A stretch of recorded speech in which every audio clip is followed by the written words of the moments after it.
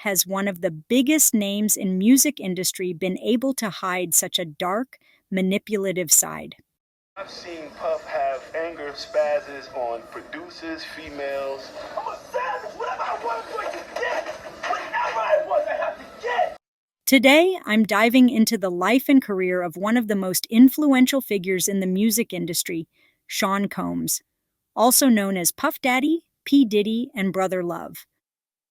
I'm going to analyze his upbringing, his rise to fame, and the traits that could suggest narcissism, all through the lens of mental health.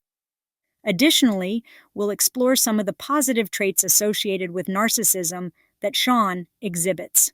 So, let's get into it. Please note that this is for entertainment purposes only. I am not diagnosing Combs. My name is Catherine Sloan. I am a licensed therapist in North Carolina. Please subscribe to my channel and leave a comment. Sean Combs was born on November 4, 1969, in Harlem, New York. His early life was marked by tragedy when his father, Melvin Combs, was shot in 1972. Sean was only 2 years old at the time. Growing up in a single-parent household, his mother, Janice, worked multiple jobs to provide for Sean and his sister. This challenging upbringing instilled a strong work ethic in Sean, but it also set the stage for some of the traits we'll discuss today. From a young age, Sean showed an entrepreneurial spirit. He started earning money by delivering newspapers, and by the time he was a teenager, he was already focused on fashion and making a name for himself. Sean attended Mount St. Michael Academy, where he was known for his athletic prowess and his ability to stand out. He later attended Howard University, where he quickly became known for throwing wild parties and being the life of the party. This is where we start to see the early signs of possible narcissistic traits. One of the hallmark traits of narcissism is the need for admiration and validation. At Howard, Sean threw lavish parties that quickly made him popular.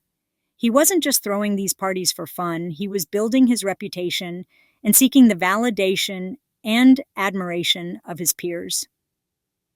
This behavior is a classic example of someone with narcissistic tendencies seeking external validation to bolster their self-esteem. After leaving Howard University after his second year, Sean's ambition led him to Uptown Records, where he worked as an intern under Andre Harrell. His confidence helped him transition from an intern to a music mogul, founding Bad Boy Records and influencing the music industry. His work ethic and drive quickly propelled him up the ranks. This period of his life is crucial in understanding how his fame and fortune contributed to his narcissism. In the mid-90s, Bad Boy Records became a powerhouse, signing and developing artists like the Notorious B.I.G., Faith Evans, and Craig Mack.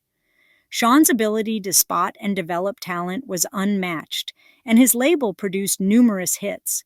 However, with this success came an inflated sense of self-importance, another key trait of narcissism. Sean began to see himself not just as a producer, but as a mogul and a cultural icon.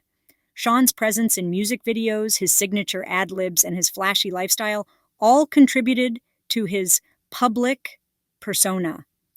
He was often seen dancing in his artist's videos, ensuring that he remained in the spotlight.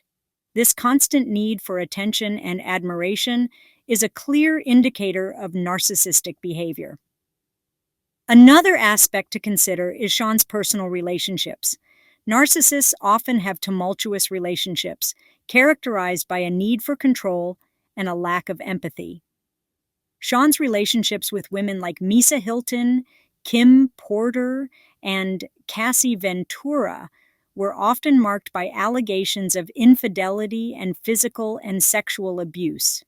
These relationships highlight how his need for control and admiration affected those closest to him.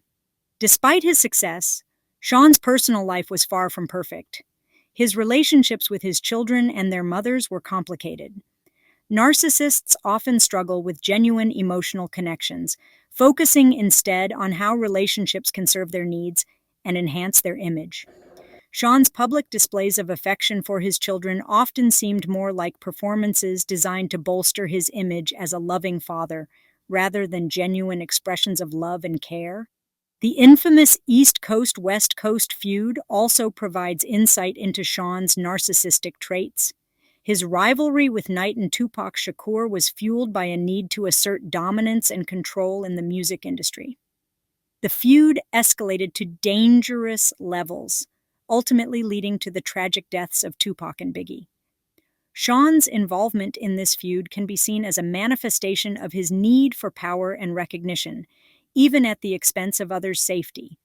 Sean's business ventures beyond music further illustrate his narcissistic tendencies. His ventures into fashion with Sean John and his partnership with Ciroc Vodka showcased his desire to dominate multiple industries.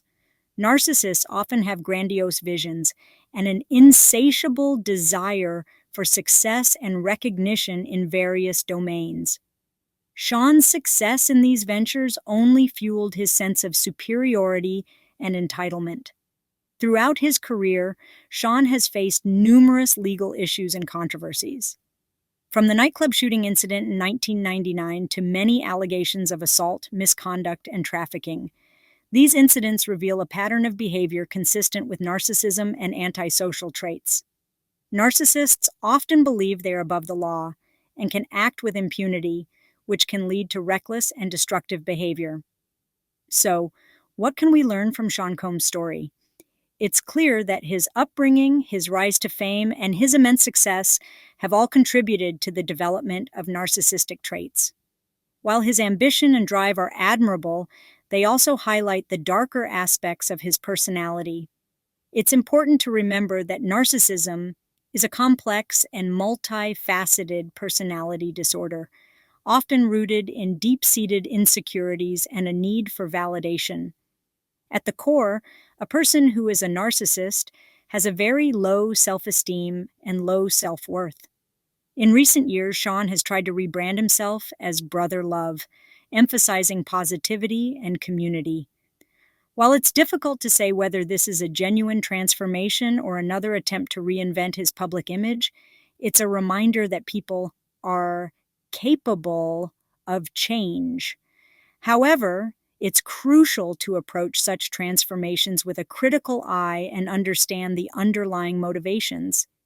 In conclusion, Sean Combs' life and career could offer a fascinating case study in narcissism. His need for admiration, control, and power have shaped his relationships, his business ventures, and his public persona.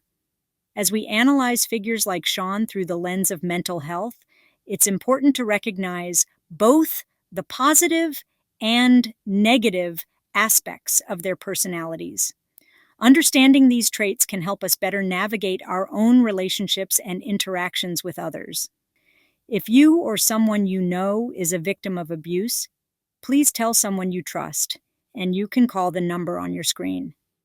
Thanks for watching, and please leave a comment and let me know what you think.